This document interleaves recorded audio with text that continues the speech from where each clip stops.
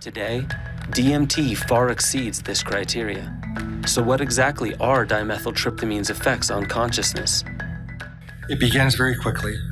You begin to feel different within a heartbeat or two after the completion of the injection.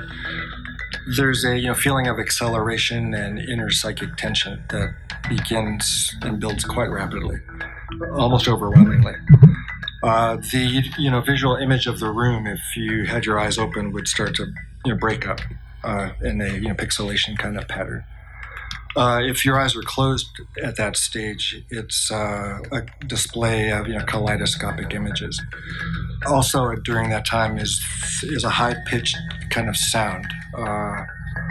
Usually high-pitched. It could be oscillating wah wah wah kind of sound. Might be some crinkling kinds of sounds, but it's increasing in intensity. So it's crescendoing, which kind of parallels the anxiety or the feeling of stimulation.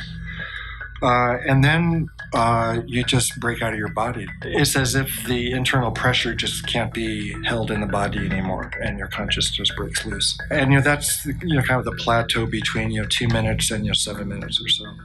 And then you start coming down, and things slowly recongeal.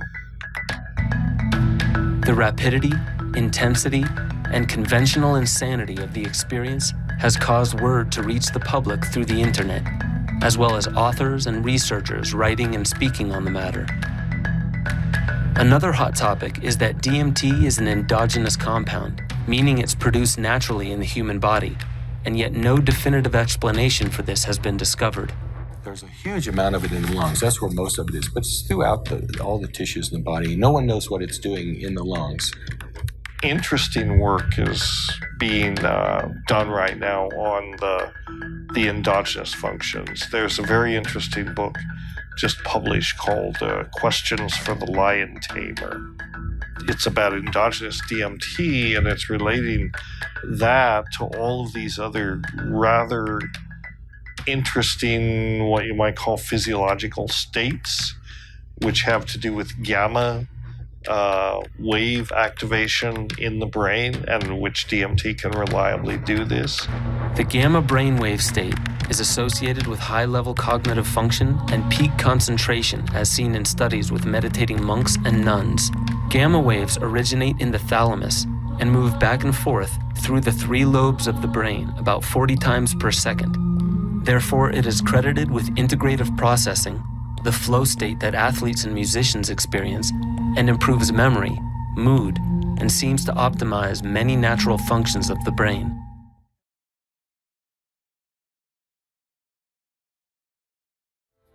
In a society hypnotized by scientific study with the use of external technologies, exploration into the mysteries of the universe using self-observation is seen as inaccurate and flimsy.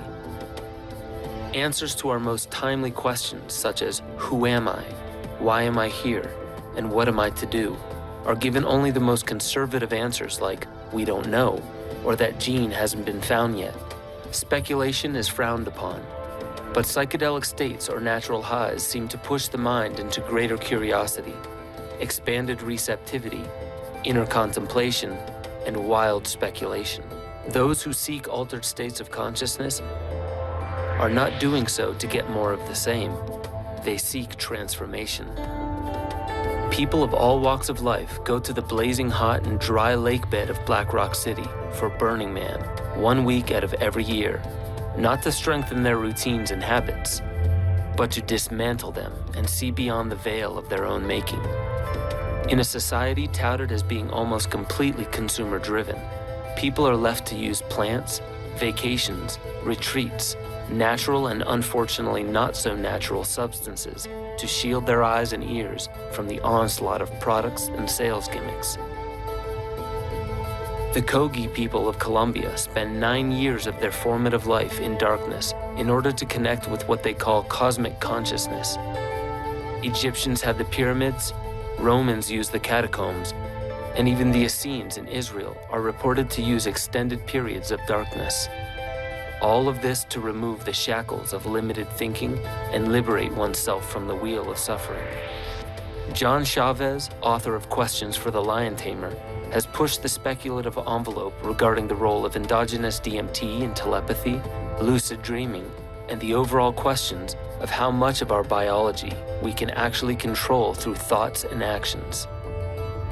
Extended fasting leading to years of inertia or living without food, breath practice leading to world records of 22 minutes without oxygen, breaking the 4-minute mile when doctors said it was impossible, surviving incurable diseases, unbelievable feats of strength and willpower, all because the human spirit seems to seek beyond conventions and restrictions, and mostly with purpose, to know thyself, not just in theory, but embodied.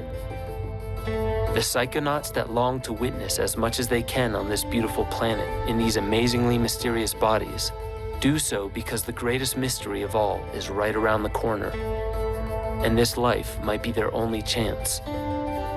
What truly lies on the other shore when this body dies is a mystery, but glimpses into that world have been coming to light in the form of near-death experiences, and the experience is far closer to a psychedelic journey than one may think.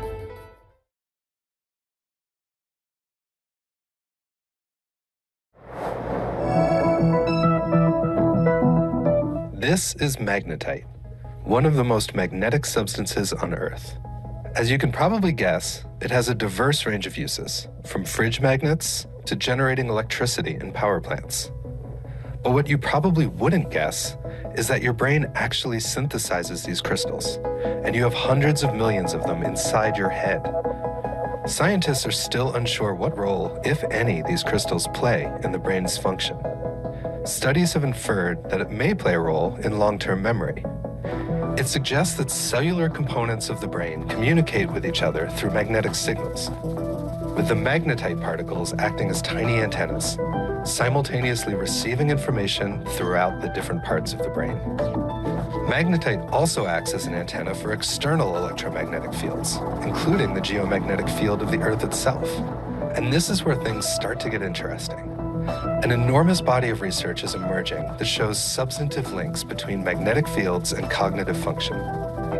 Dr. Persinger has shown in the laboratory that magnetic brain stimulation can create mental states conducive to human telepathy. A recent experiment placed 2 people at a distance in different rooms. Each was surrounded by an identical computer-controlled magnetic field. When a light was flashed in one subject's eye, the person in the other room showed responses in their brain as if they saw the flash of light.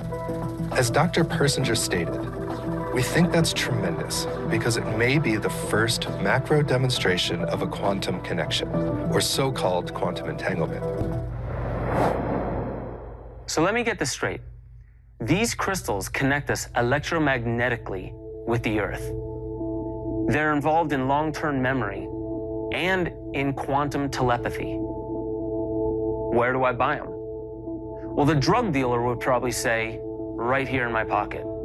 But the researcher, the psychonaut, the flow state expert would say, it's right here, encrypted into our body. There's also something else that our body produces endogenously, not just these crystals, but DMT, dimethyltryptamine. It's one of the most powerful psychedelic compounds known to man, and it's created right here in the human body.